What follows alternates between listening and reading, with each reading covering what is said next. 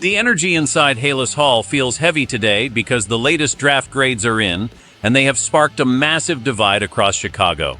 As an insider following every move this front office makes, I can tell you that the pressure on this roster to perform has never been higher.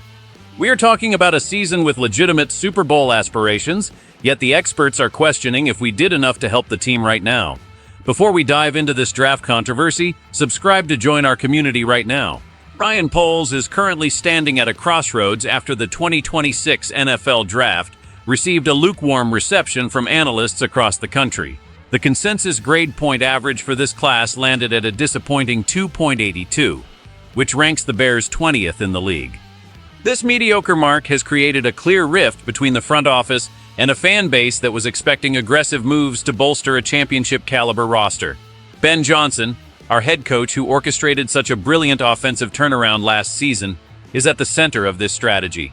The front office believes in providing him with specific tools like tight end Sam Roush and receiver Xavier Thomas to fit his complex scheme. However, the outside world sees a team that ignored its biggest weakness on the defensive line. We waited until the 6th round to grab Jordan Van Den Berg, leaving the edge rusher position virtually untouched. This decision is baffling to many because this team is built to win right now. Experts like Rain Bugler compiled scores from over 20 outlets, and the results weren't pretty. While some see the long-term potential in players like Logan Jones at center, others fear these rookies won't contribute a single meaningful snap in 2026. Even our secondary additions, Dylan Theinman and Malik Muhammad, have to carry a massive burden to justify this class. The concern is that several of these picks, specifically Roush and Thomas, were considered reaches by multiple scouts. I have heard from sources that the team isn't even expecting Thomas to contribute much beyond special teams in his first year.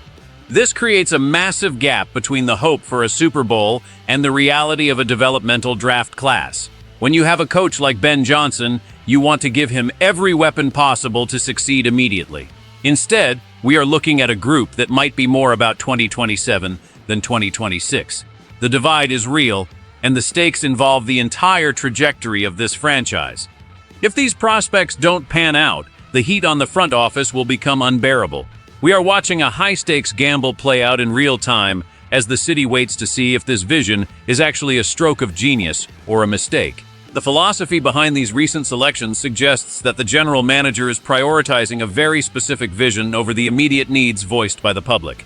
He seems convinced that building a sustainable foundation is more important than chasing a single veteran pass rusher or forcing a high pick on a defensive end who might not fit the locker room culture.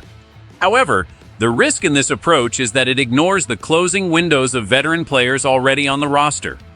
When you look at the tight end situation, bringing in a rookie who is likely third on the depth chart feels like a luxury we cannot afford. The offense under the current coaching staff requires immense precision, and if these young players are struggling to grasp the playbook, they become expensive spectators during a crucial season. This creates a scenario where the veterans have to play perfect football because there is no safety net provided by the incoming class. The secondary does look stronger with the addition of a new starting safety and a boundary corner, but the lack of a pass rush makes their jobs nearly impossible. In the modern league, even the best defensive backs cannot cover forever if the quarterback has all day to throw. By waiting until the final rounds to address the defensive interior, the front office has placed an enormous amount of weight on the shoulders of the existing rotation. It is a bold move that assumes the current defensive line can overperform for another 17 games. The logic might be that a cohesive, well-coached unit is better than a collection of high-priced stars, but history often tells a different story. If the rookies like the young center from Iowa cannot beat out the veterans, we are effectively entering the season with the same roster we had last year, just with more depth on the bench. This conservative approach to a high-pressure situation is what has the experts so concerned. It feels like the team is trying to play it safe when the city is ready to see them go for the throat. The tension between being a smart builder and a winner is the defining theme for our beloved organization. This situation matters because it directly affects how many games we can win this year. If our defense cannot get to the opposing quarterback, we are going to lose close games against the elite teams in our division. It is that simple. We all know that games are won and lost in the trenches, and by not adding a top-tier pass rusher, we are making our path to the playoffs much harder. If the new rookies are just sitting on the sidelines learning the system, they aren't helping us score points or stop the other team. This creates a huge risk of failure for a season that started with so much excitement and hope. We want to see this team in the Super Bowl, but you can't get there if your draft picks don't make an impact. If the young receiver we just took only plays on special teams, it means our passing attack remains exactly where it was last year. That puts a lot of pressure on our current stars to stay healthy and play every single snap. One injury could ruin the entire season because we didn't use the draft to find immediate replacements. It also affects the morale of the fans who have been waiting decades for another championship. When the experts give us a low grade, it confirms the fears that we might be falling behind our rivals like the Lions. This could lead to another year of finishing in the middle of the pack, instead of at the top of the mountain. We need these players to step up and prove the critics wrong, or else we are just wasting another year of our best players' careers. Winning in the NFL is about taking advantage of every opportunity, and it feels like we might have let a big one slip through our fingers. The impact of these decisions will be felt in every game this fall. If we start the season slow, everyone will look back at this draft and ask why we didn't do more to help the team win now. It is a high-stakes game, where the cost of being wrong is a lost season. Let us look at the two paths this season could take based on these controversial decisions. In the best-case scenario, the coaching staff is right, and these rookies are perfect fits for the system. Maybe the new safety becomes an instant star, and the secondary becomes the most feared unit in the league. If the offensive line depth allows us to stay healthy and dominate the running game, then the lack of a flashy edge rusher might not matter. We could see a team that wins with discipline and teamwork, eventually making a deep run into the playoffs and proving that the experts were completely wrong about the talent. In that world, the low draft grades become a badge of honor for a front office that saw what no one else could. But if this fails, the consequences will be devastating for everyone involved. If the defense cannot stop anyone on third down and the new receivers are too confused to get on the field, the season could spiral out of control very quickly. We could see a frustrated locker room and a fan base that has completely lost its patience. The pressure on the head coach would reach a breaking point if the players he specifically asked for cannot contribute. We have seen this story before where a team thinks they are smarter than the consensus, and it ends in a coaching change and another rebuild.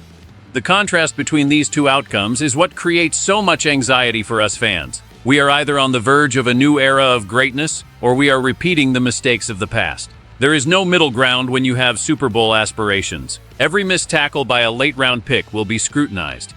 Every time an opposing quarterback has 10 seconds to throw, we will remember the edge rushers we didn't draft. The emotional tension is rising as we get closer to training camp. We want to believe in the vision, but the evidence makes it hard to stay positive. It is a waiting game that will determine the future of the Chicago Bears for years to come. At the end of the day, we are left with a massive question mark hanging over Halas Hall. The front office chose a long-term developmental path for a team that is built to win a championship right now. It is a strategy that requires incredible confidence and even better scouting. If they are right, we will be celebrating in February. If they are wrong, we might be looking at a completely different leadership team by next year. I want to know what you think about this. Be honest, do you trust this front office to build a winner without a top-tier pass rusher? Does it bother you that our top picks might not even start this season? We are a passionate family, and your voice matters in this conversation. Please leave a comment below with your thoughts on the 2.82 draft grade.